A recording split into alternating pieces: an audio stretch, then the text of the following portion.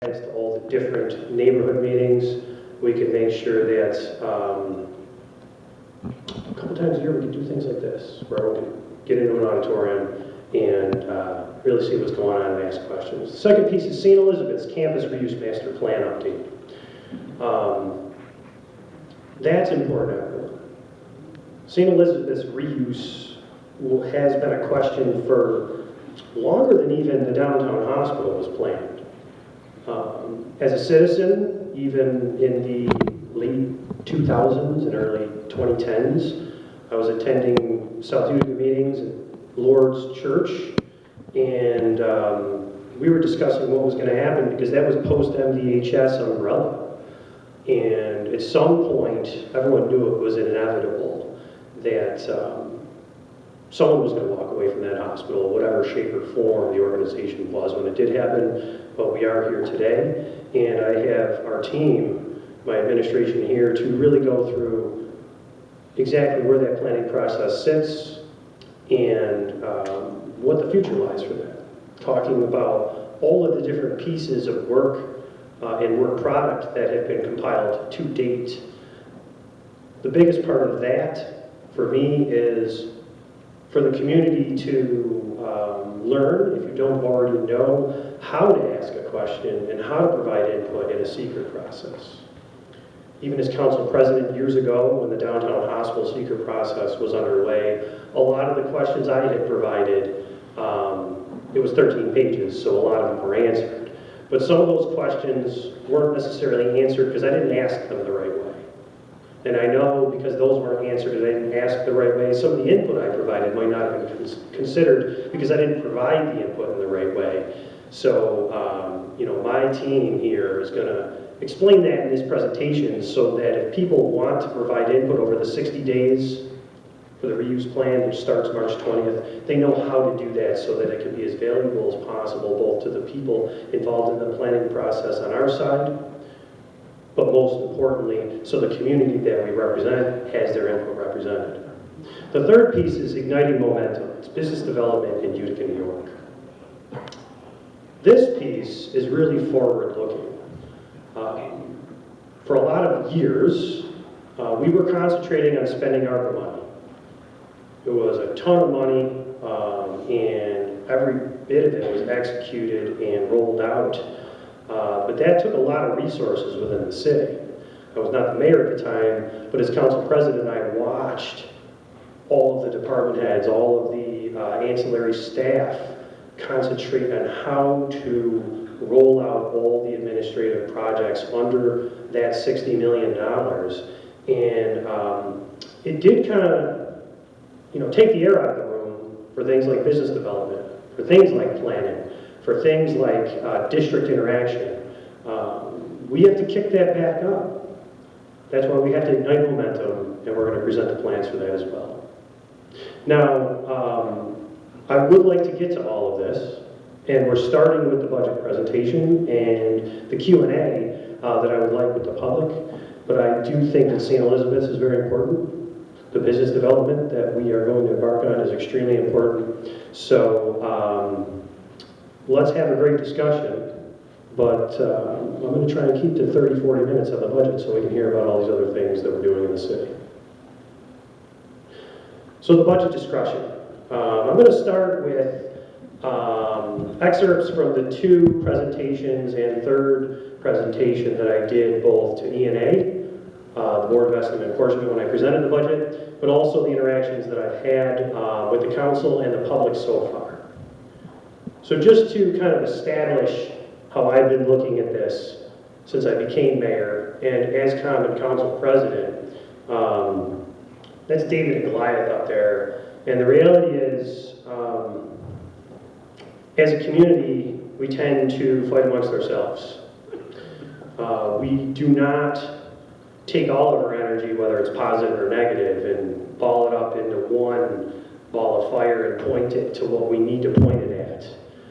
So I really look at this like it's the mayor, it's the common council, the constituents together working up against things that are truly crushing our budget lately: health insurance, state retirement, inflation, unfunded mandates.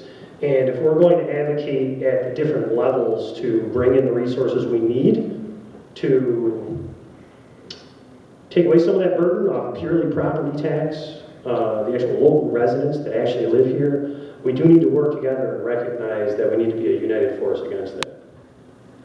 So I've come into this with proactive budgeting. As council president, I tracked every year, came in with year-over-year estimates, future projections, and part of that is the financial assessment that I performed on the city last year that I updated this year so that the budget projections and the budget estimates that we proposed were to the point as possible.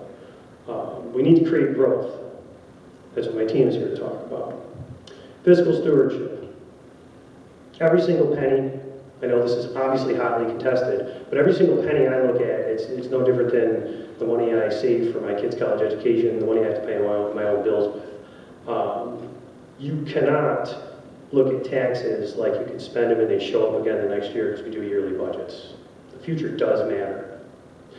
We have to restore our financial footing. We need to fix blatant mistakes, some of which I've talked about in the past. I'll cover a few here. We need to manage our debt service. We need to control spending. We need to secure the appropriate state funding.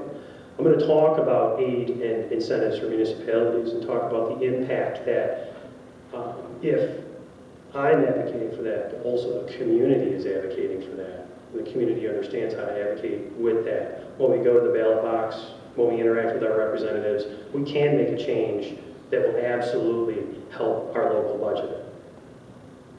Build a better city through good governance. A lot of what I've done up till now is truly just reorganize departments, manage people differently, allow people to do their jobs within a scope that they can maintain. If people aren't interacting with the public appropriately, give people the training so that they understand how to pick up the phone, interact with somebody who's irate, and understand how to de-escalate conversations. And truly just treat every single person the way you would want to be treated yourself. So, fiscal year 24-25. Now everything here, I'm going to try and get through as quickly as possible and then just hand it to the floor so we can ask questions. Just really quickly. Okay. When I came in, we had to create a budget and put a budget together that appropriated an insurmountable amount of fund balance just to cover the operational expenses. Day one, I had to say to myself, I didn't want to be here, but we're making payroll by using the city's bank account. So I'm going to execute a lot of the initiatives I campaigned on. I need to either reorganize the budget and not add expenses to it, or cut one thing to pay for another. I've done that. And these are just a few examples. Youth services, after school and summer wellness, and Wattis recreation grant. Now, just that third piece was grant funded. Youth services were huge. It's what keeps kids off the street. Obviously, last year, if anyone was in this community, you understand that we had a lot of impact from both youth violence and we also had an officer-involved shooting. Okay?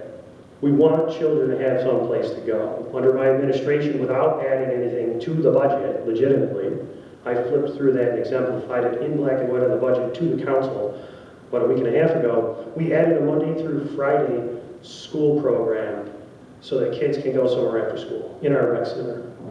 Okay, Thursday through Sunday, we added and opened the rec center as a drop-in center. So kids after hours, after school, Thursday through Sunday had some place to go. This is something that I heard on doorsteps in 2015 when I ran as council president, 2019 when I ran as council president, and I did not see solved until we came through the door. Now, we did it by increasing funding for our youth employment services to the tune of about $30,000, $40,000. But we also reduced some budgetary lines by over $100,000, one of which, for example, was our animal control services that went from $250 to $150. So if you truly go through the discretionary budget, we actually did that within the scope and still lowered our discretionary budget, mitigating community impact of the unhoused. Now, over the past year, you did see a lot of different encampment cleanups. You did see a lot of activity where scaffolding came down in front of the Kempf building, and then we cleaned up the storefronts. You saw vacant houses with people living on porches over and over again. Our Parks Department and everyone working to clean up the fact that people were using just city vacant property, underutilized property to do drugs. The mental health issues we see. The unhoused, it's a triangle. Homeless, mental health, drug addiction. Now, how did we make a difference without adding anything? We took an employee from the Urban and Economic Development Department, and I appointed him, for lack of a better term, they said this on the radio the other day, the homeless czar. I wouldn't necessarily call him that, but just for descriptive purposes. Beforehand, what we were doing is either ignoring the problem, or we were just blowing through every once in a while and just bulldozing stuff. That was also insensitive to what was really going on. So we created a coordinated effort, without actually hiring anyone or doing anything extra, between codes, the police department, our local crisis response team, the county, all the services that are supposed to be delivered to the unhoused, and our internal actual coordinator that we appointed, so that if there was a homeless encampment, one, it was cataloged, myself, that person, and a couple other people from City Hall started going out, and we still do this, and actually talked to the people and met them, understood what was going on.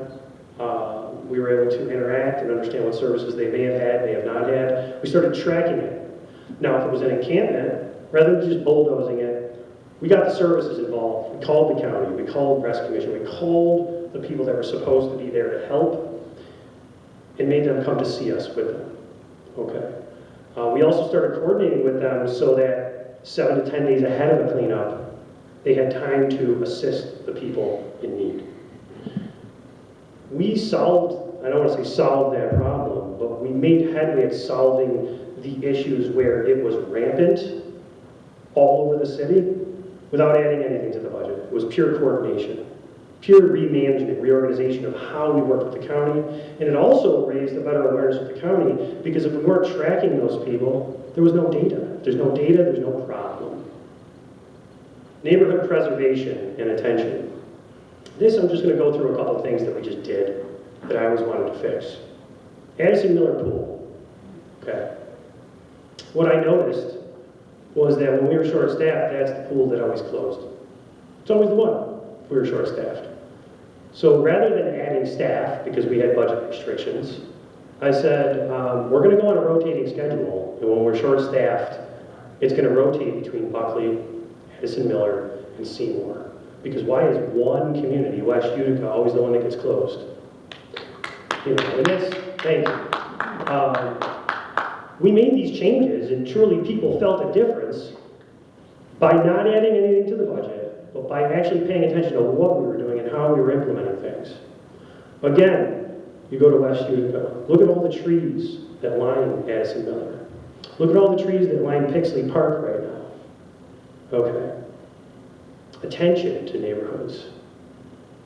Now, again, this is a reorganization. We didn't have to hire anyone. I got corporation counsel together that handles codes. I got codes together. When the public safety commissioner was hired, we got them together and said, why are we not doing the abatements? What is going on here? Because we're doing them, we're out there, but it doesn't seem like we're catching up on them. We brought in the DPW secretary. That was part of it. We actually reorganized and created a flow chart of how we would deal with abatements. And not only did we create a flow chart of how we would deal with those abatements, now we had a process of how we can get them done so that they didn't get stuck in someone's desk. The other thing we did is, because Corporation Counsel was involved, a big one was the trailers in North Utica. I know there's some people from North Utica. There was trailers in that lot. Okay, we changed how we bring things to court. Instead of just continually going back to city court now and getting 75 tickets ignored, which just happened to us this week, by the city court system, we said, I'm going to review them, the mayor, and things that I think we should take to Supreme Court, we're going to take action. At first they said, well, that's going to take 30 days. I said, it might take 30 days, but it's going to be 90 days less than all these adjournments. So we started doing that. You saw progress on that with a couple homes, a couple properties and the trailers in North Utica. Councilman Joe Beatrice was waiting on that one because that was a huge one. So again, without adding to the budget, we truly could change the services. Community engagement. Over the past year, or I should say since January 2024, something I wanted to do was make sure our department heads were more engaged than ever with the community meetings, whether it's West Utica, South Utica, Cornhill, across the board, North Utica.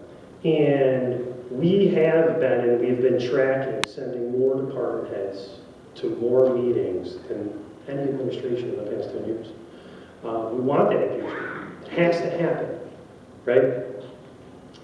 We attend trust building sessions, okay? I was able to go to a pilot of a Department of Justice meeting called Trust Building between the community, different actors, the police department, the DA's office in Cornhill. I did that as council president. Well, we kept it going. The pilot turned into a permanent program, and now I have other department heads going to that, extending it, making sure that it's not just the mayor going out there, or it's not just the chief of staff going out there. It's actually access to the department heads, because that is an extension of the administration. We made a lot of progress rebuilding the village. We worked with the street team. They had a James Street block party this year. We're present for that. And by being present, we also have a different communication level with everyone in the community, and that's also helping, because people understand where we are, what we need to do, and how we need to move forward together. The Empowerment Center, which arguably was in the hands of the neighborhood center. They were doing a good job with it, but it became difficult, and they were kind of just burnt out on running it. That Empowerment Center on James Street, I'm proud to say, is now in the hands of Community Foundation. We just turned over the lease. And they're going to be utilizing the Empowerment Center, opening it up for the community, and running the pilot programs of everything that will be in the Impact Center in their Thrive project out of the Empowerment Center starting this year. That's huge. That's another building. Everyone kept saying, why aren't you using these buildings? Why does the rec center not have Boys and Girls Club activities? Why aren't we doing these things for the community? Simple things that aren't big press releases and ribbon cuttings, but things that matter to the community. We've actually been doing those things and adding those things actionably since last January without adding to the budget. Fresh CDBG actions.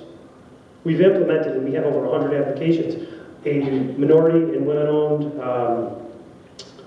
grant application process, where we're actually giving grants out to catalyze small business development in the neighborhoods most impacted by socioeconomic issues. That's something that hasn't happened. We're doing that. We increased our sidewalk programs. We increased our ADA work. And frankly, the CDBG process, which was over and over and over again the same groups, Brian Thomas and I sat down and went through the list and said, what can we do to both increase things, which is why you saw the grant program, you saw the new sidewalk program, you saw the new things we were doing with the CDBG dollars, but we also didn't take away from the current grants that we distributed, but MUC was refunded. Utica Royalties was refunded. We brought in a new Buddy Club, program. We actually made sure that we could ask everyone, what are we doing redundant? What else can we add if you want that funding? Again, we did all of this without adding to the discretionary budget.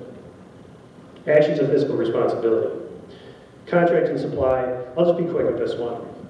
We were literally approving change orders. A change order is an increase in a contract.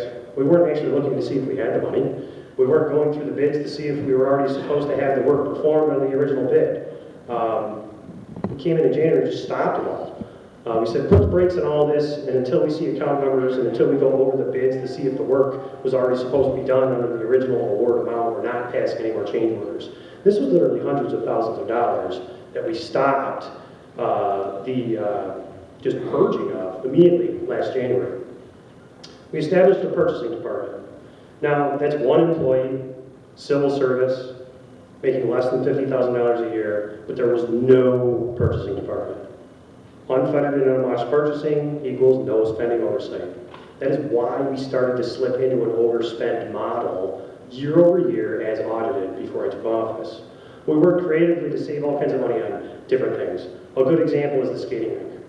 Okay, not only did we buy a used Zamboni and other stuff, people are cutting me up for it because they think it's funny, but I love buying used equipment. If the used equipment's better than the $150,000 equipment you could buy and you get it 2 years earlier, what's wrong with spending $16,000 instead of $150,000? Nothing, right? That's what we did to finish building the equipment out. But instead of using a $200,000 a year contract for someone to manage that rink and charge the community $20 to get on the ice, we worked through workforce development and employed our youth that go to school at Proctor to run the actual ice skating rink. And we did it for $5 if you have skates and $5 if you have to rent a pair, which is 10. And so we cut the price in half and we created a youth employment activity where I went there, talked to those kids, skated with them. On their initiation into work and their orientation, I went and talked to them, and they were so engaged about the fact that they were not only working in Utica, making money, but they were actually the stewards of something in the park that was providing a benefit to the people that were their neighbors. It was really nice to see. So, we did that, saved about $200,000. Animal control. Now that was hotly debated last year, but the reality is we were put into a place, February, when I took office, where we were cut off from the contract, and we were told, if you want to continue the next budget season, it's $1 million. And I was like, that is not happening. We currently have $250,000 allocated to that. That's all we can do. They wouldn't work with us, so we solved the problem by finding a different contract that still fulfilled Article 7 for $150,000. Lopped $100,000 right out of the budget for that. We did use some of those expenses to build the much needed and actually required, even though we didn't have it before, kennel hold for an animal control, so that when we actually take a dog in, we have somewhere to put the dog for the 24 hours we're looking for the owner. So we were able to do all that within the scope of that $250,000, and we lowered it. Controlled paving spending. We'll get into this in another point. You'll ask a lot of questions, but $4 million overspent fiscal year 23 and 24. There's some details further in the presentation. We settled on the long-standing DEC cleanups. Incinerator Road was a dump that had been ignored for 40 years. Very dirty. The EC finally said, we're capping it. We're doing it without you. A couple of years before I took office is when the notification came in that they're capping it. Prior mayor did sign off and say, fine, go cap it. We found out he did sign the paper in 2018 that said that. But we were in talks to pay a $20 million fine to, quote, let them install a solar field to which we would get no money from. And we'd still be potentially on the hook for another $20 million in cleanup costs. We looked at what was going on there. I was like, this seems crazy. Who's on this? We didn't really have a lawyer on it. None of our in-house lawyers had environmental lawyer experience. So we brought in an environmental lawyer for a very reasonable amount. The contract amount was $50,000.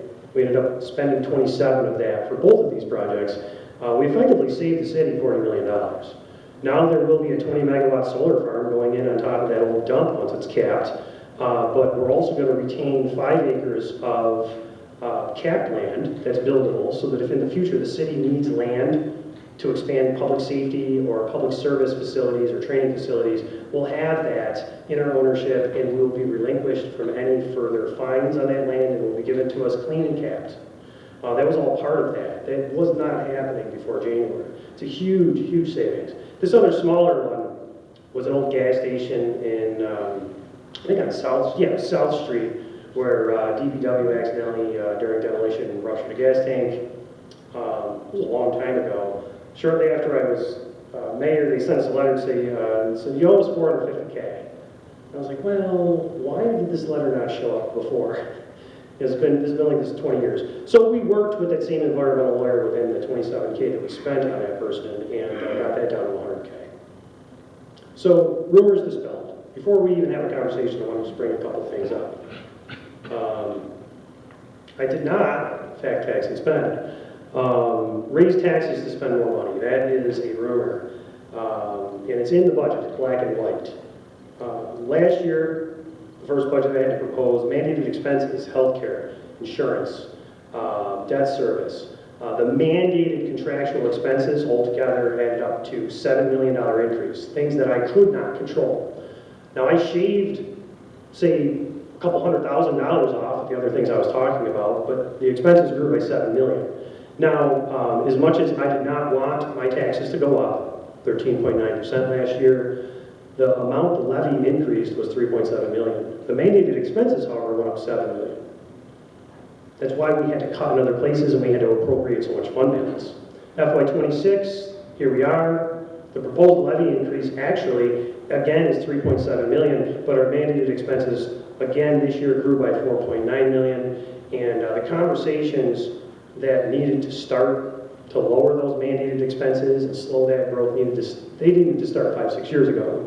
I started those conversations 12 months ago. Another rumor, overestimated healthcare. That's out there. I'm overestimating healthcare. One, we operate a self-insurance fund. And the way the prior administration set that fund up is they broke up, even though everyone's in one high deductible plan between City Hall, Fire, Police, they broke it up because they wanted everyone to be like, oh, how come fire is spending this much on healthcare? How come police is spending that much on healthcare? To kind of, create some rivalry because, we should all work together.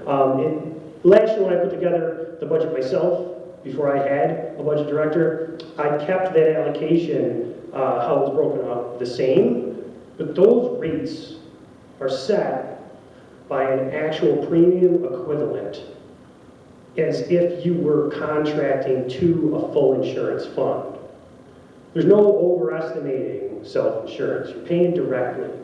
And if one of those accounts this year is a little bit lower, it's because it was broken out and it's all one fund and you're going to see an overspend on the other. You'll see in the new budget, the budget director and I have actually fixed that. It's all now in one place in the budget because it's one health insurance plan.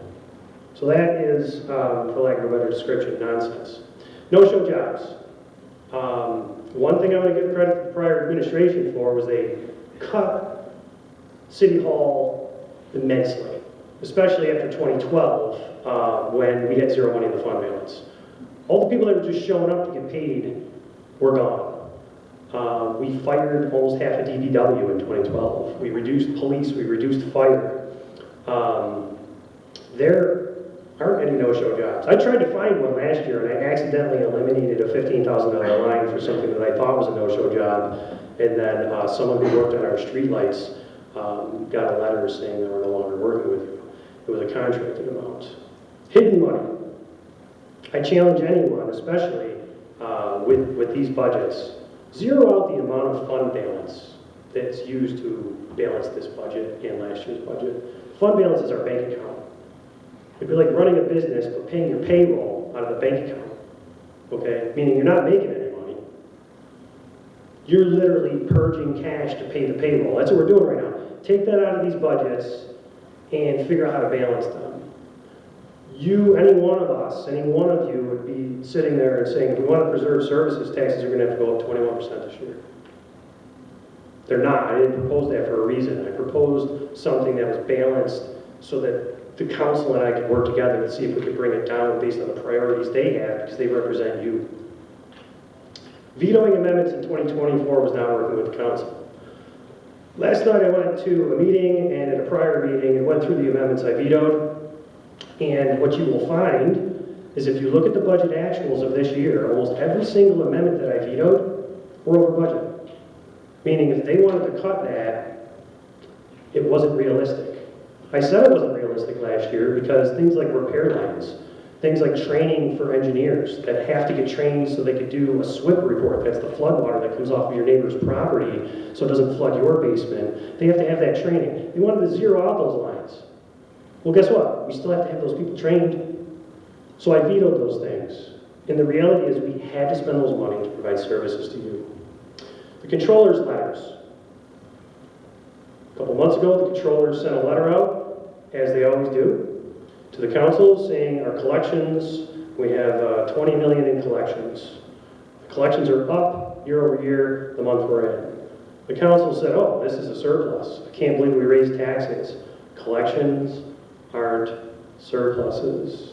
The next quarter, the controller sent a letter out saying, unfortunately, we have to go to Bank of Utica to take out a RAND so we can make payroll. Just, it isn't true. People say these things and it's dangerous because people believe it. And if you look at the budget or you talk to the controller, it's not. We need to be on a level playing field if we're going to cut a budget. So we need to understand these things. Fiscal health is still perfect. Every single number you see is based on a report that came out at the end of fiscal year 2022. That wasn't December 2022. That was March 31st, 2022. Now, just like our credit, and I'm going to take this example from something my chief of staff, Mike Gentile, was saying, you can run your credit in 20 minutes. Right? Well, if you go look at the year after 2022 when our fiscal health was perfect, we were overspent and posting a deficit. The year after that, the year before I took office, overspent even more, posting another deficit.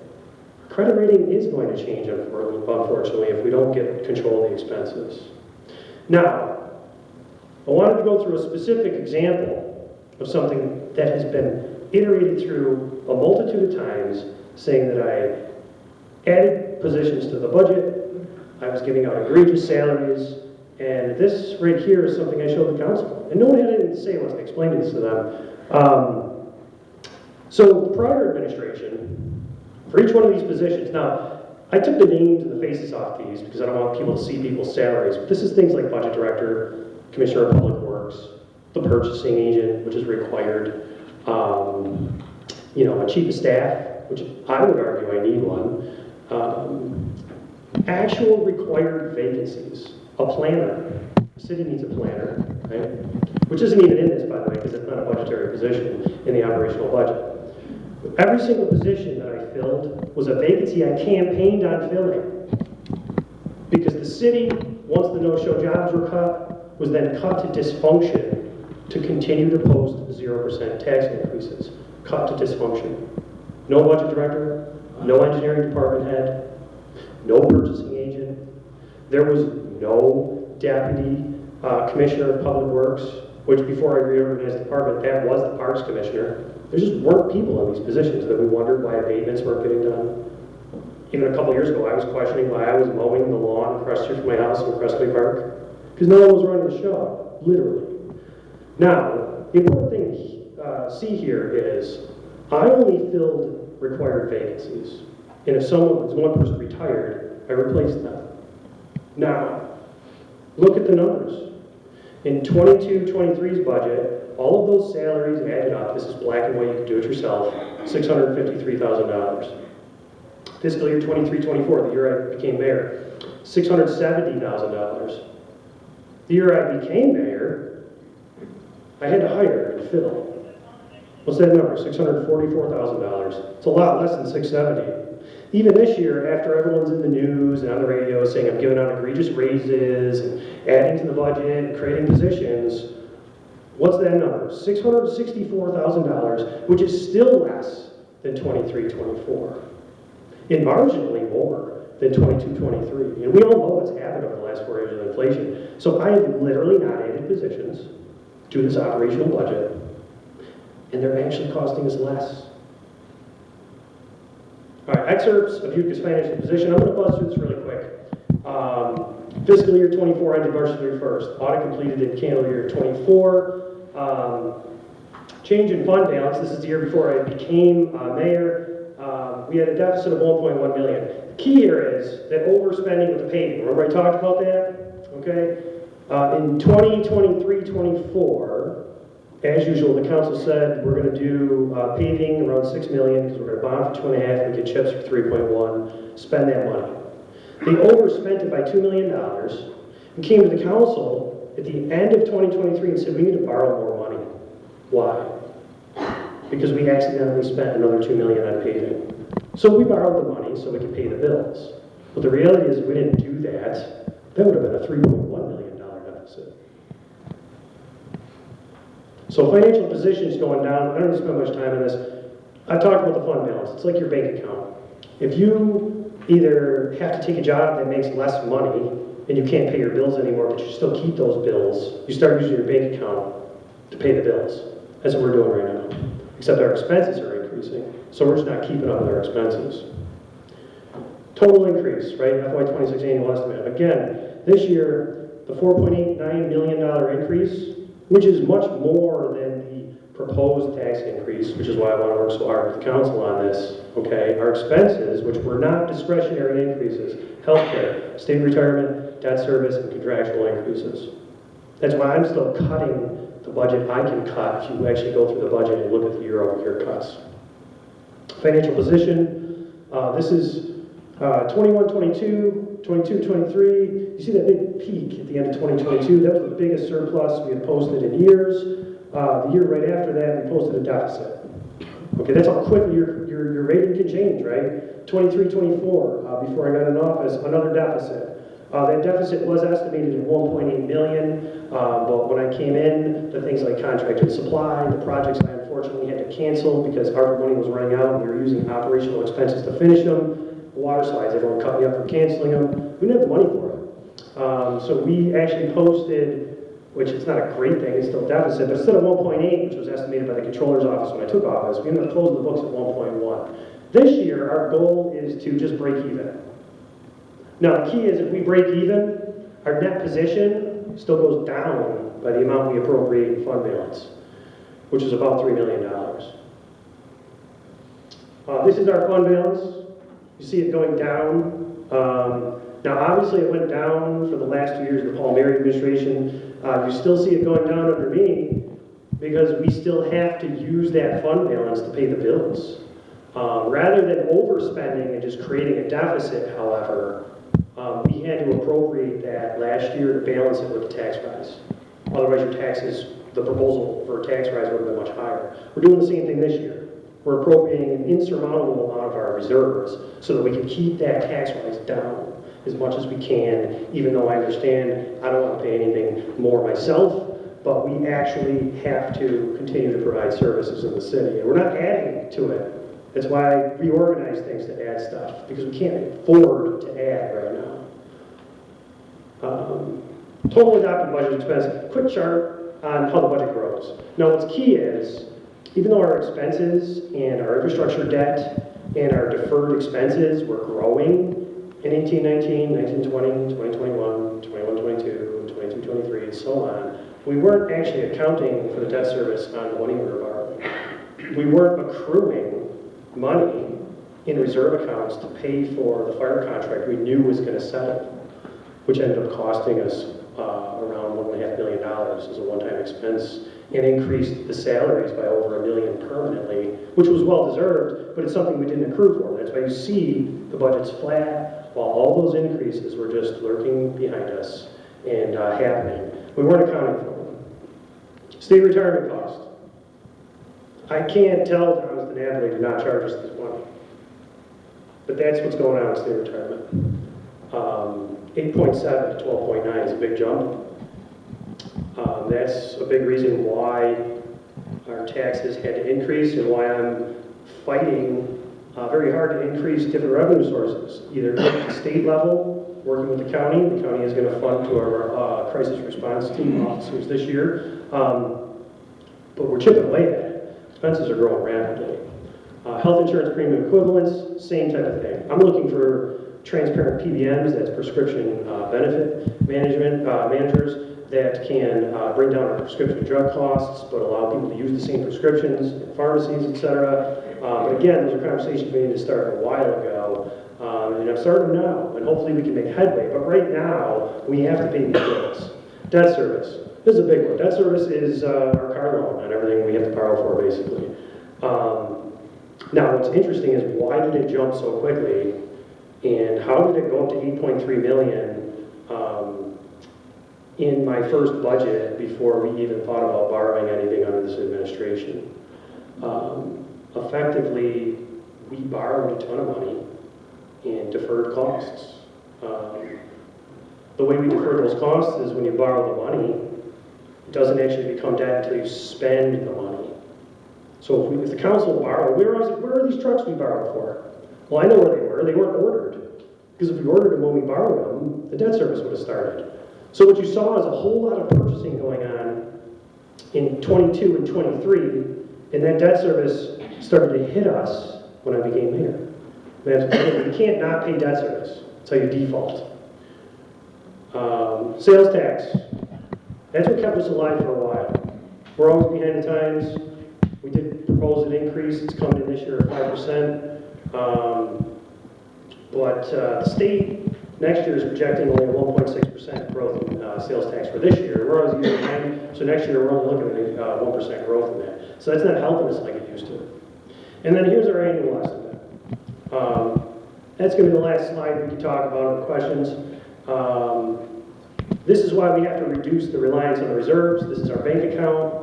If we keep burning reserves to pay for our operational expenses, while I think it's a good idea right now, because I don't want to propose, even though we feel like they are now, literally double the tax increases that we're going out there with, we're going to run out of money. The year after this, 26, 27, in 2028, the fund balance will be zero again, and it'll be 2012 all over again, and we'll have no choice but to make sweeping cuts that it's too late to figure out what's best to cut. In 2012, it was worse than just cutting things. There was a financial restructuring board here. There was a situation where they were going to place the city into receivership. We were no longer going to govern our own city. I'm making all these changes now, doing what I'm doing now, so that doesn't happen again. Because that's where we're pointed. This is not this is literally a projection based on the actual dollars we're spending. So this isn't make-believe, this is real. Shifting the future burden. Just advocacy and actions that we're taking. I started going to New York Conference of Mayors last year. The city had not participated in 12 years. I made a big deal about AIM funding. That's that funding I really need us all to advocate for. Hasn't been adjusted, even though we got a temporary bump last year and this year. Since around 2012, believe it or not. And if you inflation adjust it, we should be getting, I don't know, 28 million. We're getting about 16. So there's a good case for it. Council worked on an resolution with me. I wrote it. They sponsored it with me and passed it. We took it to NICOM. That is now making its way up to the controller. NICOM wants the Utica mayor, after not participating in NICOM after all these years, on the finance committee for the New York Conference of Mayors. That's all the mayors, like New York City mayor, Buffalo, everything, including the Big Five. Not only did they put me on that committee, they wanted me to be on it, they put me on camera to explain exactly why I believe we need that AIM funding, because it applies so much to every single city across the state. They believe that the way I'm advocating for this funding gives us a fighting chance to increase that funding. I don't know if it's going to happen, but that's where we need an increase from. Bed tax. We have interest now from the state legislature. Someone is going to sponsor it for us. Yeah, it's a new tax, but who's staying in all the hotels? Are we staying in all the hotels when the hockey tournaments are here? No. But our Parks Department and our DPW is sure making making everything around all the facilities, those hotels, the streets, all those streets, we're still paying for it, right? Again, this will just shift the burden. But if a bed tax brings in $500,000–600,000 a year, and it's indexed to inflation, it's a percentage, okay? The rooms go up, the tax, more money comes in. We don't do that right now. Actually, in 2017, I think it was, we actually said, you know what, we don't want to bother with that. We actually said we don't want to participate when the county did it. I don't know, as council president, a couple of us thought that was crazy. I thought it was crazy, but we didn't. So we're going after it now. Sales tax redistribution, if we can work with the county, and that's realistic, that's another way to bring more money in. Securing grants and project funding, I know my team's going to talk about that. CHIPS funding. That's how we pave the roads through state funding. That's a big portion. One of the assembly people came to me and said, can you write a narrative as to why you could use more CHIPS funding? And I said, I absolutely can do that. So that's delivered. That's being argued in this legislative session. Why do I want more CHIPS funding? Right now, we still borrow to pave our roads. When we all got together and it was on the ballot and the ballot passed to raise the expense to $5 million, here's what we ended up doing. Borrowing for all of it. Now we've got about $20 million out. And the debt service, I don't have an exact figure, somewhere between $2.5 million and $3 million a year. Okay? That's every year. It's part of the reason our debt service is growing. With more CHIPS funding, we can reduce the amount of money we have to borrow and spend on the operational budget and still pave our roads. Congressional discretionary spending requests, CDS requests. These are the things I'm putting out there for Sequoia Creek. We just won one for all the street lights, the signal lights on Genesee Street, so that they'll be now signalized and tied into an Internet of Things application for public safety. Those are the ways that we can fix the city without borrowing more money, and that's, you know, if our debt service is growing, we got to figure out that. So that's that. I would love to take some questions now at this point, and I'll leave this up on the floor. So I'm going to kind of chair this, like when I was council president, but you can yell at me like I'm the mayor. So, does anyone have a question? About anything, for that matter? Let's go. All right. I was at a town council meeting about a year ago. Spoke during the public comment section. And he had a report that was probably an inch or 2 inches thick of all the properties that don't pay tax. And I was just wondering, he gave that report to all the county council members. And I was just wondering if there was any traction with that. So in between when that person brought that in and this budget year, or this budget preparation, it was not discussed by the council. It did come up, the council did discuss it within the context of this. What I'm advising is if we're going to do something about that, even if it only brings in 90 grand, 100 grand, okay, with a curb fee, if you will, you know, that is something the council needs to work on now so that it can help us for preparing next year's budget, because that's a legislative action. Now, what they were talking about is a curb fee. It came up when I was council president as well, which is why I can speak to it. It will be a fee that's assessed to everyone, okay, because that's how it works. You can't only tax a not-for-profit, okay? But if there's a curb fee, say to, you know, assess, just an example like, you know, we're obviously plowing the roads, et cetera, all the things people bring up. The key is, even though it will be assessed to everyone, technically, the people that are currently paying taxes, their property tax would come down a little, right? Because you're also having them now start to pay a curb fee. So even though you would also be paying that curb fee, your overall spend would come down because they would also now be contributing to the overall levy. But the prior estimates we had from the assessor, actually it's not even the current assessor who was working on it, I think it was Dave Williams, the last time it was actually truly investigated, it would bring in an additional, I don't know, anywhere between $90,000 and $150,000. But that's something I'm hoping the council will act on throughout the year to investigate it. And then it will be up to them, it's a legislative action. But if it works and people like it, that's something I would sign. Yes. What is your marshal plan for the youth with the gun violence? And I noticed your little slide for the youth. But you didn't break down the activities. And you didn't break down the age difference. Right now, what we're doing at the rec center is 13 to 18. Well, it's actually, I think it's 18 to 17. It's a drop-in center for kids who are in junior high school. Basically, the kids who are most involved in the GIVE activities, the gun-involved violence. So the activities, it's not just hang out. It's sports programs. It's help with homework. It's also, if a kid's hanging out in a corner, we figure out how to talk to them and see if they're all right. If we have to connect them to services that exist in the community, we have a Rolodex of those services. Yeah, we're only doing that at the rec center because that's the building we own. But we've also, my chief of staff and I have met with every single provider of this type of activity. Now, where's the rec center located? It's Parkway Rec Center, right across from the Parkway, adjacent to Cornell. The gun violence is not over there. Gun violence is in West Utica. Right, exactly where the empowerment center is. Right. That was shuttered for years. But that's not South. No, that's on James Street. I would say that's not West Utica. That's not West Utica.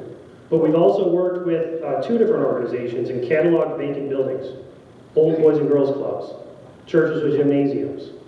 And while we've only, I'll say only, didn't happen for the past 12 years, reactivated the rec center the way we did, 12 months a year, it's not just when school's open, and we've worked with the Community Foundation to stand up the Empowerment Center again to its prior instantiation. And we worked with Rebuilding the Village, okay, and their street team. Now what we're doing is engaging with the other community partners who can wake up things in West Utica. We've identified buildings. We're trying to do that, but the city can only do so much. And in the past year, we've done a lot with the facilities we own. But that's, I guess if you said a Marshall Plan, Right. it's collaboration, because we can't do it all. go, but I think West Utica needs to get some really spotlight. Absolutely. Because that's been a dry. Well, so it didn't happen, right? It didn't happen, but multiple meetings we had with both House of Good Shepherd, Community Foundation, trying to think of the third, it's on the tip of my tongue. We were trying to... Safe Schools, that's what it is, Safe Schools. We're trying to get them access to one of the buildings that's currently the Child Advocacy Center. There's another adjacent building as well. There's going to be some shifting, some moving parts there. And while it's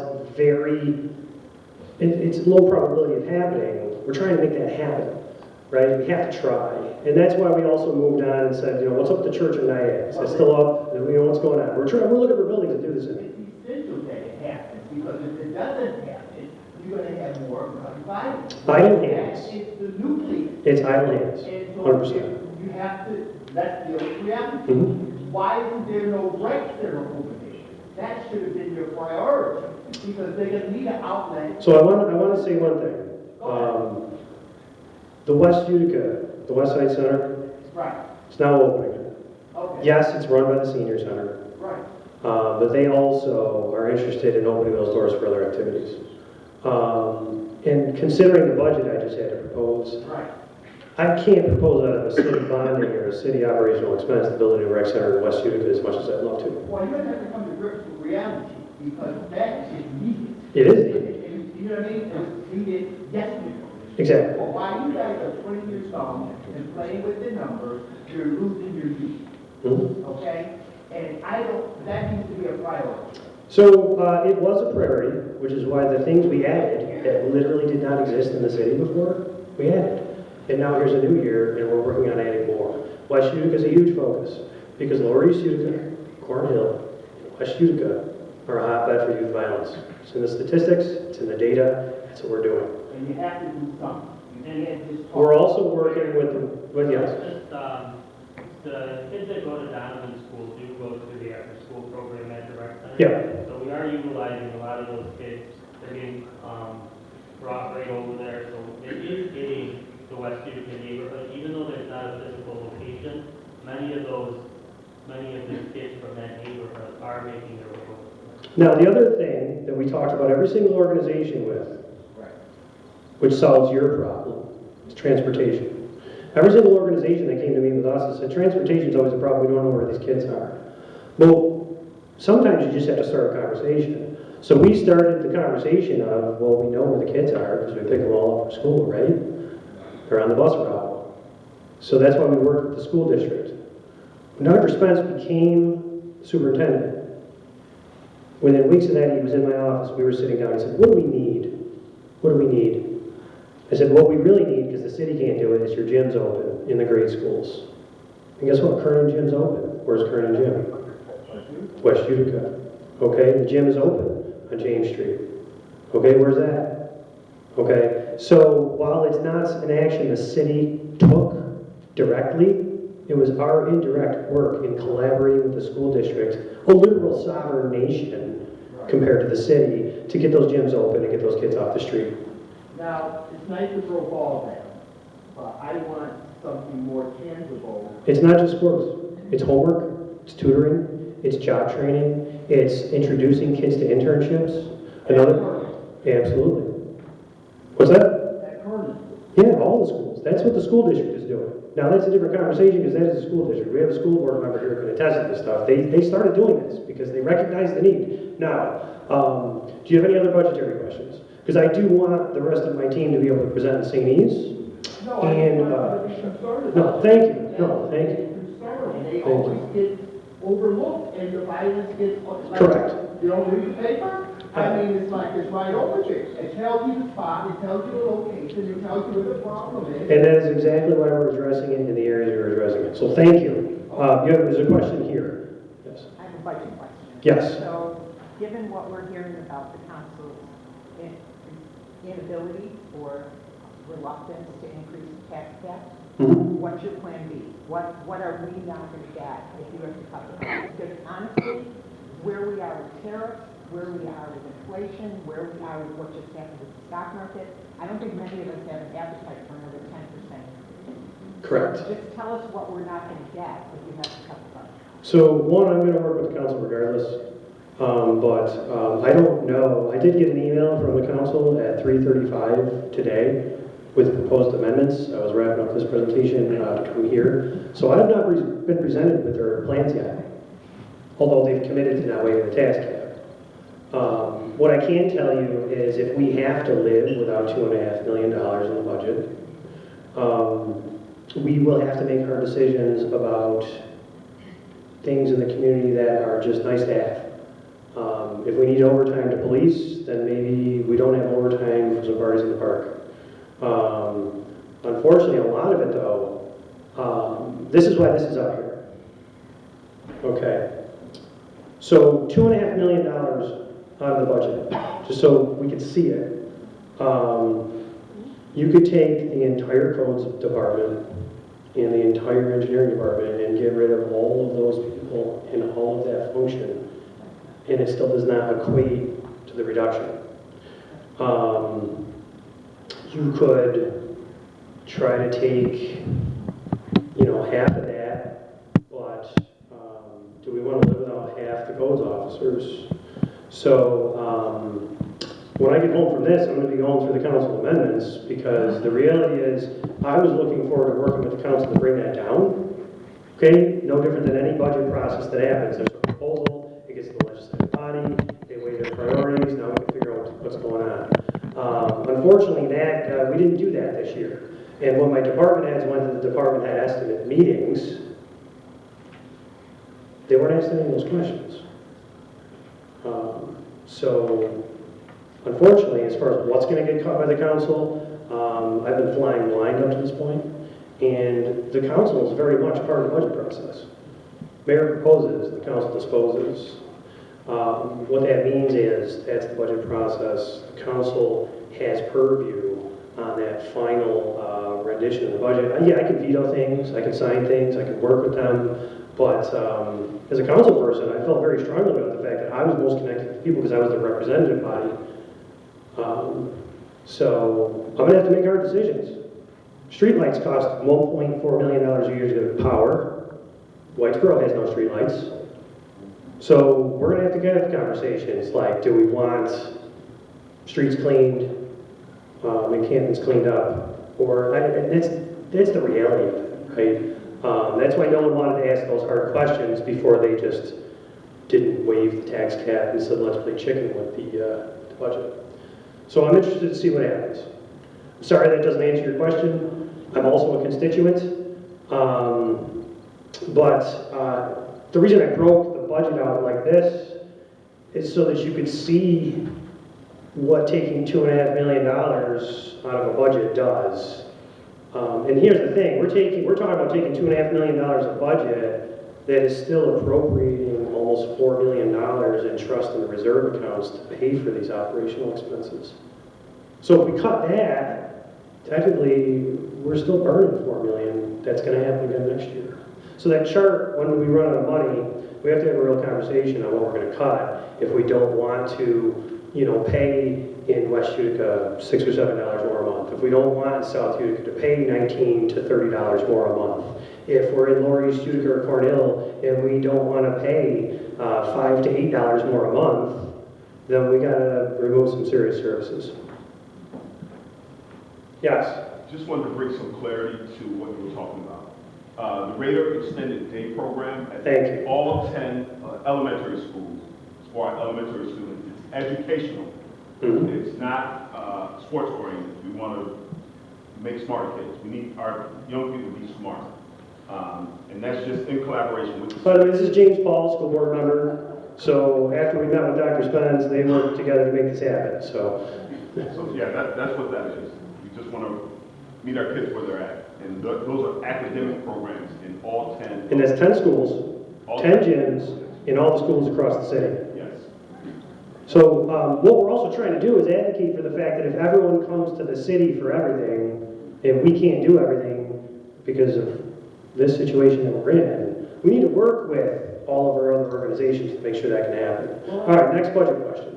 One other thing, tying into that, the RISE project is violence prevention. Correct. Coming in at $2 million a year. On point for college, sitting right here. So that's. Yeah, this is Kevin. To address the question, with other funds, as you mentioned, with other funds coming in from Yep. other sources, to address it, but you give the city credit, they were ones that were able to get to Utica on that list. Exactly. When is this money coming in? When? Yeah, it should start, within 2026. the next, yeah. Mhm. Within 2026? Mhm. All right, so I do want to get to the other portions of this presentation. Does anyone else, and I want to spend about 5 more minutes. Listen, call me on my phone, literally. Any other budget questions? All right. Based on your proposed. Yeah, I can't see with this light in my eyes, so if there's people over here, like, make sure you're waving. Okay, I'll go to you next. Based on your proposed increase of 9.8, 9.7. Right. Would that balance the budget? The budget as presented is balanced. Expenses meet the revenues. That's why the tax increase is where it is and the fund balance is where it is. The fund balance draw the appropriation of fund balance. If you appropriate more fund balance, of course, that tax rise is going to come down, but we're already appropriating so much. The conversation is, what can we cut? Just like last year, I want to, there's going to be amendments. That tax rise should come down. Now, with the tax cap not waived, I've been told I'm in a position where I have to agree to go to 2%, or I'm going to be regarded as not working with the council. I fully anticipated we'd bring that down a little, but we're going to see what that proposal looks like. I think I have, like I said, I got an email at 3:35 today with those amendments. So as a hypothetical, what would be the amount of tax increase if it was 9.87? If it was 977, the levy would increase by $3.7 million. And to the homeowner, what would that equate to? Like, It depends. My house, $29 a month. I did an assessment. I had a map in one of my prior presentations. It's $3 per thousand of assessed value. So that's why when I was listening to those dollar per month values, West Utica is going to average between like 5 and 9 a month. South Utica might be between like 19 a month and 30 a month. Different parts of Lower East Utica, Cornhill, especially if you're renting, for example. Look up your assessment. If your landlord's paying taxes on a $30,000 assessment, multiply $3 by 30. That's how much the taxes are going to go up in that house per year. So if your landlord is telling you your rent has to go up $100 a month, it's actually, the taxes are going up like $650 a month on that house. And there's a lot of houses like that in the area. So if you're on the Parkway, right, your taxes will probably go up maybe $50 a month. But those are the ranges. All right. because I'm just saying that for me as a personally, I'm not opposed to the 90% increase. Now don't shoot me. Because I value the services that the city gives me, like the DPW, fire, police. I value those services, so I don't mind that tax increase. Sure. Thank you. Thank you. I'm going to go over here real quick, actually, and then I'm going to come up here, and then I'm going to take one more after that, and then by all means, if anyone has any questions we couldn't get to, because I need to get to St. E's, and I need to talk about the business development initiatives with my team here, and present that to the public, myself and my chief of staff are here. We will interact with you personally over the next couple days, and make sure questions can be answered. Over here. Quick question about like a little bit of clarity between the future focus versus the benefit added now. Mm-hmm. For the folks in the area, is there, with the 10% tax increase or almost 10% tax increase, would there be more amenities and more of the programs that you were talking about maybe cut? Would there be more of those with that increase, or is it maintaining those things with the 10%? So the 10% increase and the fund balance appropriation is maintaining the current quote level of employees that we currently have, the current level of repairs, the current level of the budget that exists. Okay, the only the increases are those mandated expenses. So again, this year I'm going to continue to do more if those things are kept level. But if I lose the overtime line for parks, now the ball fields and the lawn mowing and the abatements are in a much longer serial queue to get done because I don't have the money to do that, right? So the increase would literally just maintain services, just like it did last year. And the only increase in services are coming from the fact that I'm managing the organization in a different way, collaborating with community partners in a different way. Some of them are here today from Rebuilding the Village, On Point for College, the school district, because we're working together to do more because we can't keep hammering people. Does that answer your question? Thank you. I just wanted to share one thing. Okay. From what you shared tonight, sounds like there needs to be a serious education process for the community, for the average citizen as well as everybody else. In reference to you can't spend what you don't have. Right. You know? But why don't we have it? Or why don't they have it? Or we have to have these things taken care of in order to take care of these things. Sounds like there needs to be a major, whether it's social media, whether it's flyers, whether it's reading, to educate people, because I think people will do what they need to do in order to support what needs to get done if, that process. And the last thing is there needs to be some kind of task force created to bring money to the city. Because right now, it doesn't sound like there's a focus on bringing money to the city from a small business standpoint, especially with the locals and stuff. Well, part of that's what we're going to get to in the presentation. All right. No, so that's cool, because we are doing that. That was, in the lack of that was because we didn't have the employees. The required vacancies that had to be filled, there was no one to do the job. But I want to address one thing. Debt service. Everyone has cars. Everyone, for the most part, maybe everyone has had a car loan, or you've had a credit card payment. You can't spend what you don't have. All the years we went down and the administration came to the council, and this isn't just the mayor, the previous mayor, this was the council too, working together to create this issue, right? We didn't acknowledge that we should be accounting for the debt service. So we would borrow $10 million to do a bunch of capital improvements, but then we would post a 0% tax raise. We were not accounting for even the payment of our loans. That's why that debt service is ramping up so quick, and we don't have the reserves or the space in the budget. That debt service payment used to be around 5-6%. Now it's 9.25%. Well, if I go down to the council, I'm going to be educating the council on how much that debt service will be. Because if it costs us $345 or $350 grand a year to service that debt, they know that's equivalent to a 1% tax increase. So now they can explain to the constituents, hey, by the way, we borrowed this money to fix the rec center soffits, or we borrowed this money to repair fire trucks, or buy fire trucks because we're paying operational expense to repair them. And this is how much it's going to cost, and this is why we have to account for that. We didn't do that for a very long time. We just borrowed money and just took it. Up here, last question at the top. I'm missing this presentation here, the cultural affairs. So some of that's going to be presented. This is purely an explanation of the budget. This community development block grant monies are spent for that. OSADA is going to come up. United Square is going to come up. We're going to talk about some of those things and those efforts. And not really, I'm doing this in this building so that people come here to this auditorium, in this museum, to participate in a community forum. I want my administration to exist like I lived in this community, actually utilizing the resources and bringing constituents to the resources we have that might go unnoticed. So I know there isn't a budgetary expense in there, but it is in CDBG. You can go through that listing, we can get them to you, and you'll see a lot of different funding for cultural affairs. Okay, thanks. All right, so at this time, where is the remote? I would like to invite up Commissioner Brian Thomas for the next portion of the presentation. Thank you. And please, by all means, make sure you present any questions to us personally or just email us at mayor@cityofutica.com. Thank you.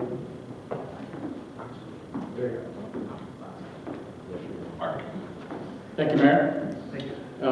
As the Mayor mentioned, my name is Brian Thomas. I'm the Commissioner of Urban and Economic Development, and I'm here to update you on the reuse planning process for the former St. Elizabeth's Hospital campus.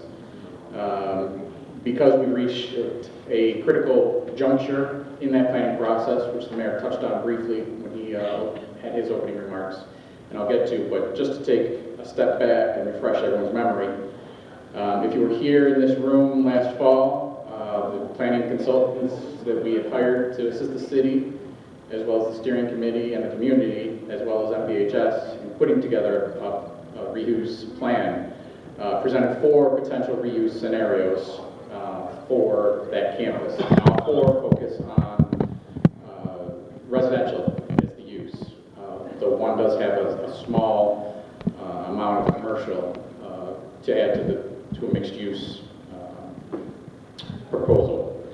Those 4 uses, residential, 3 of them rely on demolishing everything that's currently on that campus, all the buildings, utilities, roads, sidewalks. And those 3 are the single-family houses, strictly single-family detached housing, which you find throughout most of South Utica. A second reuse potential is townhouses. Third, that requires demolition of the existing campus is the multifamily new, that's essentially apartments.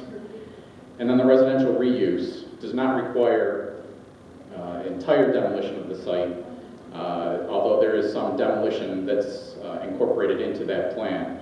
But it does incorporate apartments into the existing hospital building, as well as mixing in the construction of new townhomes.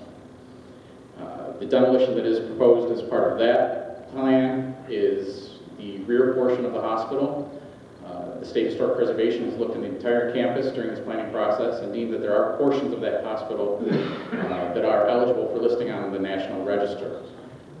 However, the back portion of the hospital, several additions that were built after 1960 are deemed not significant and can be demolished without any issues affecting the historic nature of the campus. And also for the parking garage that exists on that campus was deemed to be not contributing to the historic nature, and that could be demolished. However, the residential reuse does contemplate keeping a portion of that parking garage, demolishing about a third of it, and allowing what's left to be used for parking for the residences, and thereby not having to construct surface parking lots and increasing green space that's available. Again, all 4 alternatives have been moved forward since last fall. The consultant team has evaluated the environmental impacts for each of those 4 uses, as well as a 5th that's required by the state under the State Environmental Quality Review Act, which is a build nothing alternative. And the environmental impacts from each of those 5 reuse scenarios have been quantified and detailed in what's called a draft generic environmental impact statement, which has been completed and is available for public review on the city's website. If you go to cityofutica.com, you can click on the link for the St.E.'s and you can read the entire generic environmental impact statement. It is about 1,700 pages, but it evaluates the impacts from all 4 reuse scenarios. Of those 4 reuse alternatives, they range from 51 residential units in the single family up to 252 potentially residential units with the residential reuse. Just by way of comparison, under the previous administration plan was to look at various alternatives, scenarios, and select one to move forward with. When Mayor Galime, shortly after Mayor Galime took office, he sat down with the consultants and asked that they broaden their view and look at 4 scenarios, which is what's been moved forward. All 4, it is the intent, once the environmental review process is completed, to put together an RFP, a request for proposals, which will seek a developer that will ultimately be interested in redeveloping this campus. And all 4 will be presented within that RFP as potential for redevelopment that developers may want to consider. Again, all 4 reuse scenarios are predominantly residential. I did mention there is some commercial within the residential reuse. There is a new building proposed for the corner of Valentine Bray and Genesee Street, ground floor, which could be potentially some retail or commercial space with residential up above. Just to take one step back from where we are, the RFP for the planning consultant team was issued at the end of January in 2023. We executed a contract with the firm that's been working on this for the past year and a half. In June, 2 public meetings were held. And late last year, an application for sketch plan approval for those 4 reuse scenarios was submitted to the planning board. The planning board is required to go through this seeker process, which is the State's Environmental Quality Review Act. As part of that, there was a scoping document which basically spells out what environmental impacts are going to be studied and quantified, which was done over the winter. And recently, the consultant team submitted to the planning board a draft generic environmental impact statement. The planning board at its last meeting deemed that to be complete. Not that they necessarily agreed with everything that was in that report, merely that it addressed everything that was in the scoping document adequately and appropriately. With that action by the planning board, that opens up a public comment process. The planning board asked that because of the visibility of this site and the significance to both the South Utica neighborhood as well as the city, that it be a 60-day public comment period that started at the beginning of this month and extends until May 4th. They also scheduled a public hearing for their next meeting, which is March 20th, Thursday, at 4:30 in the Common Council Chambers of City Hall, where they will take public comment from anyone that's interested. Just a few tips in terms of that public comment period and the public hearing itself. It is a public hearing, which means it's an opportunity for the public to make comment on anything specific to the draft generic environmental impact statement. It won't be a question and answer. The planning board, the planning staff, the planning consultants won't take questions. It's really a chance for the public, if they have a comment on the GEIS, to come in and make their comment for the record. Again, the mayor stated that there's certain comments that will be addressed. What's out there now, what's available on the website is a draft GEIS that will actually eventually at some point become a final GEIS. Within that final GEIS, all the public comments that are received will be spelled out, and for those that specifically speak to impacts within the environmental impact statement, there will be a response provided. Not every comment is going to be specific to the GEIS, and therefore those comments will be noted and listed, but they won't necessarily receive a response. On the bulleted list is from the scoping document. Those are the areas of concern environmentally that GEIS addresses and quantifies. And really, in terms of if you're interested in having a response from your concern, it's best that you address your comment in a way that it addresses one of these bullet points. So for instance, if your comment is, I like the single-family homes as the preferred development scenario, that's probably not going to get a comment, a response within the final generic environmental impact statement, because it's not addressing one of the bullet points.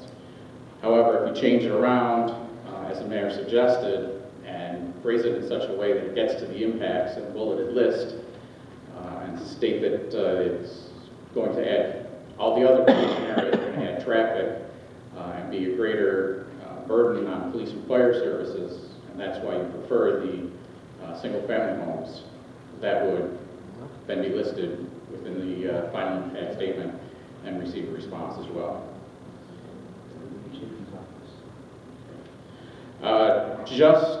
Again, the public comment period is open until May 4th.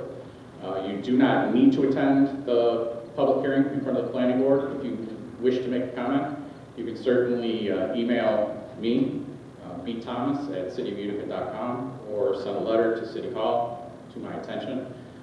Every comment received will be forwarded to the planning consultant team as well as the planning board to incorporate into the final environmental impact statement.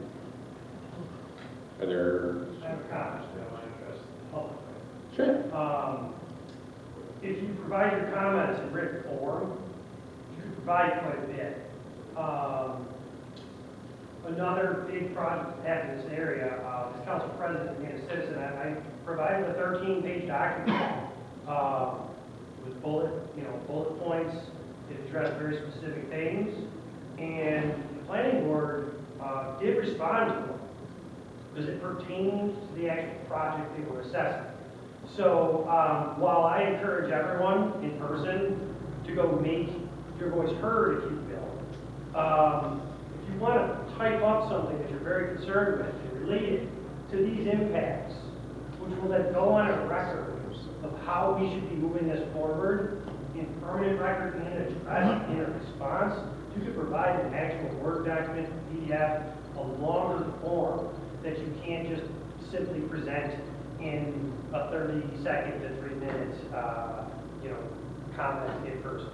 So I really recommend this because it's valuable, and then we'll have record on why we believe, based on community input, we're going to do what we feel is right as far as the current planning process. All right. Thanks. Any questions? All in back. Ron? Yeah, I have a question. I think the city should get involved with doing a study on all 4 of these different ideas that they have about this property and see what the outcome on day 1 of completion would be as far as the tax base to the city would be for each different idea.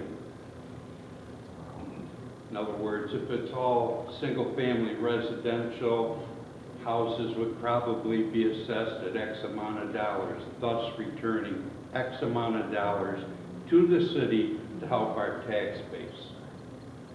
If there are multiple apartments, is there going to be some sort of pilot program attached to that by the owner of the apartment building where he doesn't have to pay taxes for 20, 30 years to the city? All that is part of the generic environmental impact statement that is online, and you can go and review that. It doesn't include things like a pilot because it's hard to predict whether a project is going to receive a pilot and what the terms of that pilot are going to be. But it compares them on an apples-to-apples basis, all 4 of them, as to what their potential tax revenue, property tax revenue created is. I've also engaged the department in investigating other things outside the scope of a pilot, which is paying local taxes. Now, me, I'm going to have that conversation. I want to know, like, okay, if we have to build roads, we want a pilot, are you now building the roads, right? It has to be in exchange. I've talked about this before. And there's also things called like a TIF, it's tax increment financing. There's a lot of different ways you can incentivize the redevelopment of a site like this that aren't simply just giving away the services for and obviously, especially considering the budgets we're dealing with, that's a huge priority for the administration and everyone who's currently working in the urban and economic development department. Okay. Any other questions? Yes, sir. Does your planning include the percentage for the arts? The percentage for yards? Yes. Arts? Yeah. It does not. It strictly looks at these 4 reuse scenarios as primarily residential. So I also want to specify, the city does not own this property. Mohawk Valley Health Systems owns this property. We've taken on this project jointly funded by the city and MDHS because we would like to see this site not become a psych center, not become a Boswick site. We want to make sure that we can be a catalyst for the developers. But the reality is, any developer who wants to propose anything can do such a thing on this site. Now, obviously, they have to stay within the scope of how it's currently zoned, which is residential mixed use, okay? But the whole point of this process is We want to make sure we only clear the way as far as the impact study, the GPIS, and the seeker process for things in the community, definitely would think is acceptable there. But this doesn't preclude MVHS right now coming in with a buyer who wants to do something completely different. That's why we're engaging in this process. Now, oddly enough, I will tell you that since you're talking about the arts, I've been very involved with the Film Commission for years now. I was the VP of the Board of Stanley prior to becoming mayor, and we have pitched to the film commissioners here St. Elizabeth's site to a couple TV shows because it's currently a turnkey place to film something like Grey's Anatomy. So right now, in its current state, we're actually pitching current use film in there, which is obviously directly related to the arts. I think what you're talking about is doing different things like Sculpture Space would do on and in campus to benefit the look and feel if we were to redevelop some of the single-family homes so that there could potentially be different sculptures, et cetera, strewn about that neighborhood amidst the trees and really roll in the arts into the neighborhood. But as far as the scoping goes, that's what we're dealing with. This is kind of a cut and dry planning process right now. Right? But that's my viewpoint on it, I guess. That's the mayor. If there's no other questions, move on to the last portion of the presentation. And call up two recent additions to my staff, Chris Lawrence, who's our new, the city's new Deputy Commissioner of Urban and Economic Development, Director of Community Development, both previously with EDGE, who will discuss the mayor's revamped business attraction, retention, and expansion program. Chris?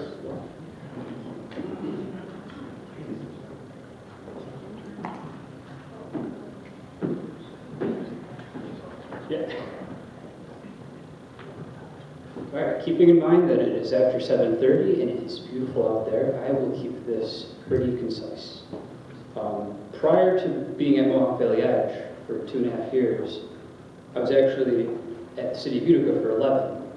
Fresh out of college, first as an intern, a planner, a senior planner, and then a principal planner. So it's great to be back, and I look forward to working with everybody in this room at some point. As the mayor had previously stated, we're looking to get away from the generalized statement of economic development. Like, what is economic development? It's more than just that. It's business development. And business development has 3 key aspects. There's retention, expansion, and attraction. We have a long, contrary to what you might think, we have quite a few legacy manufacturers in this area. We have a lot of family businesses that have been around for decades, generations. We want to make sure that we retain them. We want to reach out to all of them and just make sure that they are content. If they are starting to fail, what can we do to assist them to stay where they are? How can we help them to expand and grow? Do they need site assistance? Do they need us to help them apply for grants? There's many avenues that we can assist them. And then lastly, of course, we always want to attract new businesses. We don't want to stagnate. We want to grow our tax base. We want to attract jobs. And, you know, we want to focus on manufacturing, tech, tourism, and meds and ends.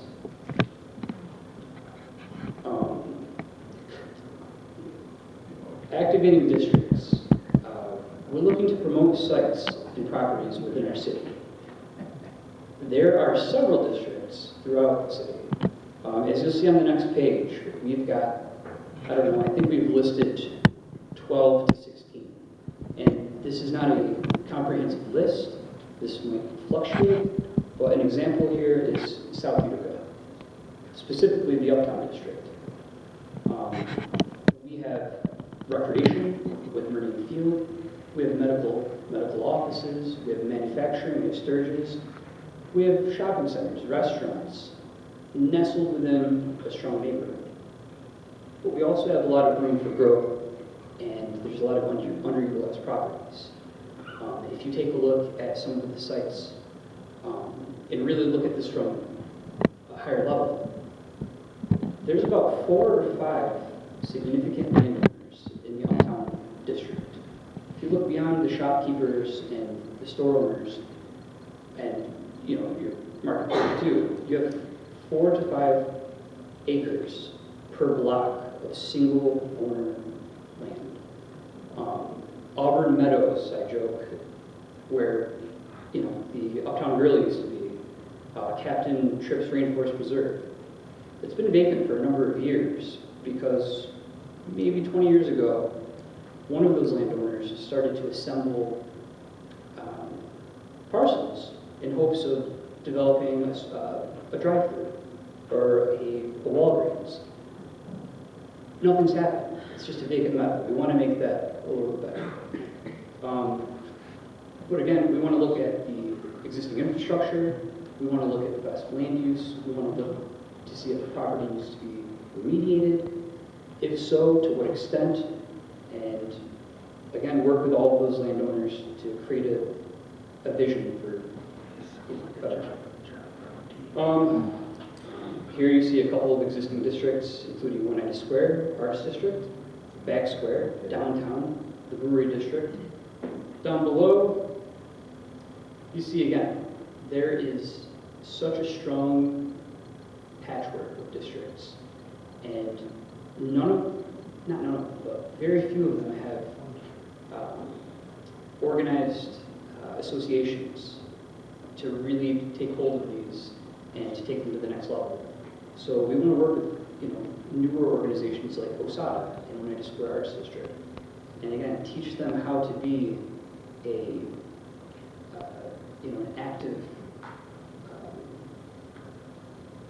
active association.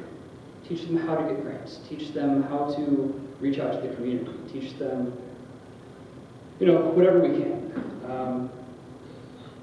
And then we have available resources that Laura is going to talk to a little bit more eloquently, because I'm just going to go pass out from key question.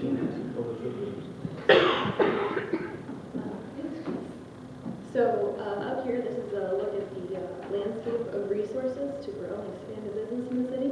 I know some of these may not be so popular for the folks in this audience, but it's worth covering anyway, what's available. So we do have traditional financial tools through the Utica Industrial Development Agency. Can you speak up, please? Speak more slowly. How about this? Better? Speak more slowly, please. Sure. So the UIDA has a bunch of different financial tools at its disposal that can help grow businesses in the city, including pilots, which I know was mentioned before, sales tax exemptions, and mortgage recording tax exemptions. But like all IDAs, UIDA has what's called a Uniform Tax Exemption Policy, or a UTA. That lays out all of the state prescribed parameters under which all IDAs operate, and kind of gives some guidance about which projects are eligible for these type of tax incentives. All of our application materials are online for this, as well as past and active project information. So if you're just interested in seeing what's received tax abatement in the past and what kind of projects qualify, that's a really good place to start. Jack Spaeth is also our executive director of UIDA, and his contact information is here if you want more information on those projects or the benefits available.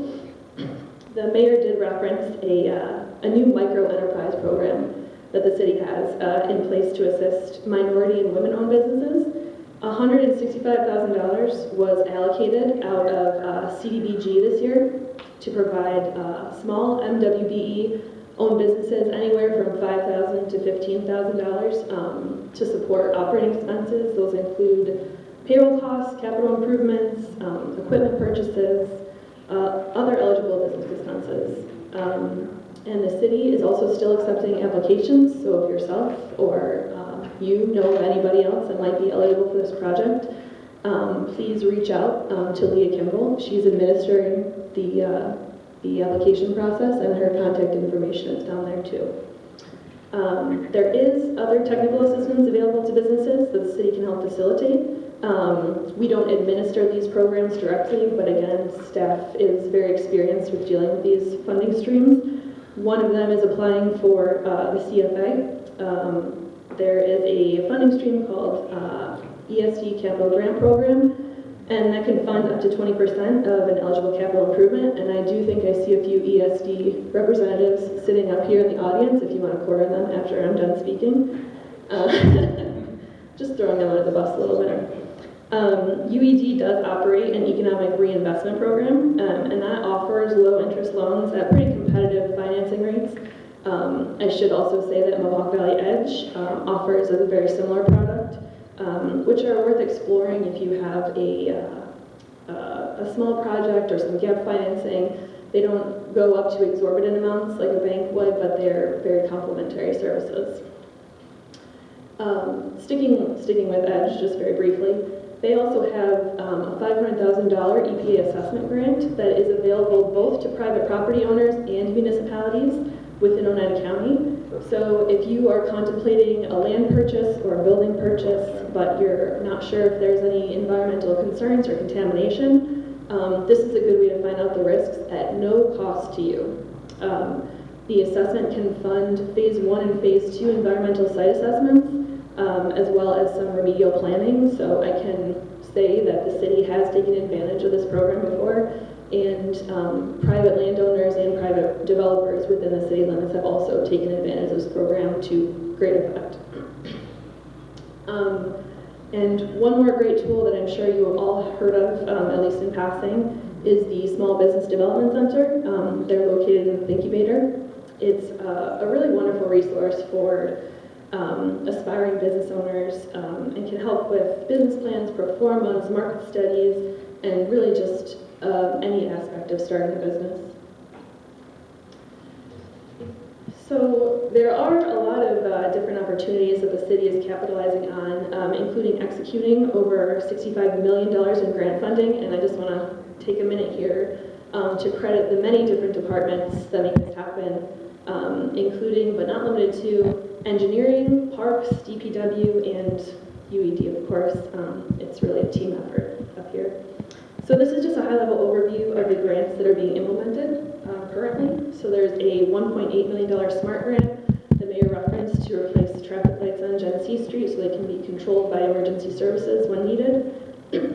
There's $2 million from the Canal Corporation to construct a pedestrian bridge at Harbor Point to create a safe pedestrian loop for foot traffic, bike traffic, what have you. $18 million in federal grants to repair 2 bridges on North Genesee Street, one bridge that crosses the Mohawk River, the other bridge that crosses the Erie Canal. And there is $4.6 million in DOT funding for road realignment and improvements along the Broad Street corridor. I know before this I went to get a burger at Rick's Famous, so I'm really looking forward to that project coming to fruition. There's also been funding for tree planting, after-school activities, sewer infrastructure, outdoor recreation, among many other things. And in addition to all this, last week the mayor and UED staff met with the Bloomberg Center for Public Innovation and was invited to apply to their Love Your Block grant program, and that's administered through the Bloomberg Foundation. So that grant would support community-focused and resident-led projects that are premised on a specific neighborhood or a specific group of neighborhoods, planning, promoting, and executing their own projects that is driven by the community. And those applications are due this fall. So stay tuned for that. And then, you know, what's next, being forward-thinking?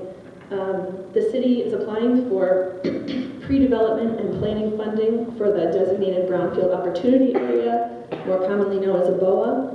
And that includes money for design and construction documents, infrastructure analysis, environmental assessments, and some marketing implementation, I believe. I did mention EDGE's EPA assessment grant a slide or so back, and I want to bring up that the city will also be applying for their own assessment grant this summer, which again can fund environmental site assessments and remedial planning. Should the Restore New York program make it into the governor's budget this year, the city will be applying for a special project designation for St. Elizabeth's, which could potentially fund both demolition and adaptive reuse, depending on which reuse scenario is selected. And just to hammer Brian's point home, no scenario has been selected yet. But depending on which one is, there could be potentially up to $10 million in eligible site activities through that program. Projects we're focusing on most immediately include what Chris had just spoken about, taking inventory of underutilized land in our commercial districts, partnering with property owners to jumpstart development, supporting legacy manufacturing, keeping business within the city, and focusing on increasing the number and variety of housing units within the city. And one last thing I want to mention is the grand opening at Harbor Point that the city is coordinating with the Chamber on. It's on June 5th. It's from 4 to 8 p.m. It's free. It's open to the public. There'll be food, music, games, and an opportunity to explore all the developments and improvements that have been made at the harbor. Thank you.